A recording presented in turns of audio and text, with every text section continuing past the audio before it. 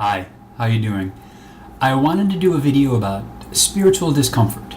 And spiritual discomfort is really no different than physical discomfort, except in the fact that we have an emotional reaction to the spiritual discomfort that sometimes might make a difference in identifying where the problem is. Now, it's the definition of discomfort basically is moving away from comfort, or a lack of comfort. Now, when it manifests in physical sense, let's say that you're running, you're a runner and you work out, you run all the time, and you hurt your knee. The physical discomfort, your knee will give you pain. It sends the information to the brain that basically says, hey, something's hurt, you can't continue to do what you're doing. Okay, that's the that's the physical discomfort. The knee is hurt, it sends the impulses to the brain that says, hold on a second, you can't continue to run, something's wrong that you have to pay attention to. And what we do for that type of pain or discomfort is we have to rest, and we have to let it heal. Because if we continue doing what we do, the discomfort's going to get worse and worse. And until we let it heal fully, we are not going to be able to get past that pain and discomfort. So an injury to yourself is really no different than the spiritual discomfort, an injury to your spirit. An injury to your spirit or spiritual discomfort comes from when you're in a situation that you don't feel comfortable in anymore.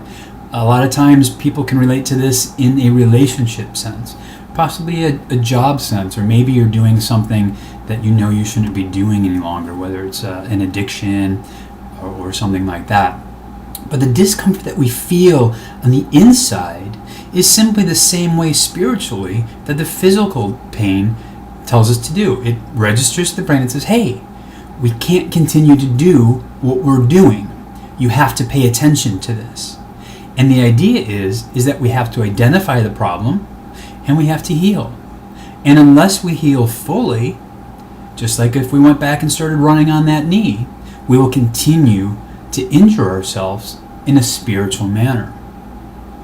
Now you might say, how does one determine what the spiritual discomfort is? Your gut instincts are very good with that. That's kind of a different video. But the idea is to pay attention to that discomfort. If you find yourself always in the same type of movement or always in the same type of position or circumstance, and you don't feel comfortable anymore, you feel that discomfort, your body, your spiritual body is trying to tell you that you have to stop and you have to reassess, and we have to stop doing something that we're doing, whether it's being too hard on ourselves, too critical, whether it's decision making itself, and really look at that, remove ourselves from the cause of the discomfort, and then start to heal.